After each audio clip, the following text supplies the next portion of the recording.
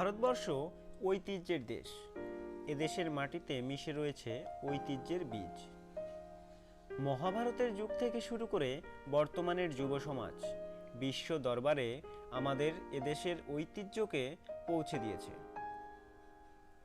ভারতীয় সেনাবাহিনী এই ঐতিহ্যের ব্যতিক্রম নয়। তাই আজকে আমরা এই এপিসোডে ভারতীয় সেনাবাহিনীর একটি ঐতিহ্যবাহী রেজিমেন্ট সম্পর্কে আলোচনা করব। আজকে আমরা জানব প্রজাতন্ত্র দিবসের প্যারেডে রাজকীয় পোশাক পরিহিত সেই ঘোড়সওয়ার বাহিনী 61st ক্যাভেলরি সম্পর্কে। এটি শুধুমাত্র ভারতবর্ষের নয়, সমস্ত বিশ্বের টিকে থাকা ঘোড়সওয়ার বাহিনীর একমাত্র পূর্ণাঙ্গ রেজিমেন্ট। তার আগে আপনাদের কাছে অনুরোধ, আপনারা আমাদের এই শিক্ষামূলক ভিডিওটিকে লাইক করবেন এবং নিজের কাছের মানুষদের সাথে শেয়ার করে আমাদের আরও এমন শিক্ষামূলক ভিডিও বানানোর মনোবল বৃদ্ধি করবেন। আর যদি আপনি নতুন হয়ে থাকেন তাহলে চ্যানেলটি সাবস্ক্রাইব করে আর্কাইভ বাংলা পরিবারের সাথে যুক্ত হয়ে আমাদের উৎসাহ প্রদান করবেন। বর্তমানে আমাদের দেশ একটি গণতান্ত্রিক সরকারের দ্বারা পরিচালিত হলেও একসময় এদেশের বিভিন্ন অঞ্চল বিভিন্ন দেশীয় রাজারা শাসন করে গেছেন এবং এই রাজাদের নিজস্ব সেনাবাহিনী থাকত। এইসব দেশীয় রাজাদের সেনাবাহিনীর অন্যতম শক্তি ছিল ঘোড়সওয়ার বাহিনী। একটা সময় ছিল যখন রাজাদের শক্তি তাদের সেনাবাহিনীর ঘোড়ার সংখ্যার ওপর নির্ভর করত।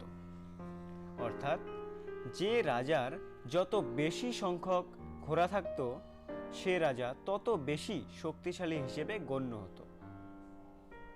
কিন্তু প্রায় দীর্ঘ 2 শতাব্দীর ব্রিটিশ শাসনে এই রাজতন্ত্রের আমূল পরিবর্তন ঘটে। ব্রিটিশদের কূটনৈতিক বুদ্ধি এবং শক্তিশালী আধুনিক সমরাস্ত্রে সজ্জিত সেনাবাহিনীর কাছে অনেক রাজাই পরাজিত হয় এবং অনেকেই বশ্যতা স্বীকার করে ব্রিটিশদের মিত্র রাজ্যে পরিণত হয়।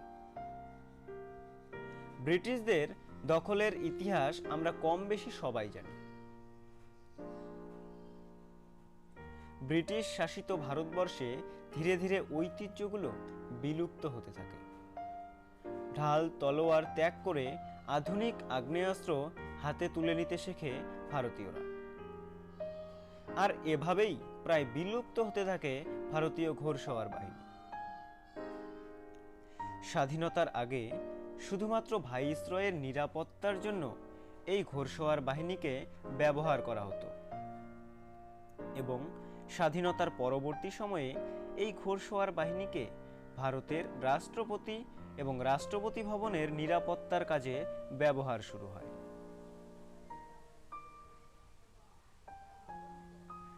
ব্রিটিশদের অধীনস্থ বিভিন্ন মিত্র রাজ্যগুলো ভারতের সাথে যুক্ত হলে তাদের সেনাবাহিনীর অবশিষ্ট ঘোড়সওয়ার বাহিনীগুলোকে ভারতের সেনাবাহিনীতে অন্তর্ভুক্ত করার প্রক্রিয়া শুরু হয়।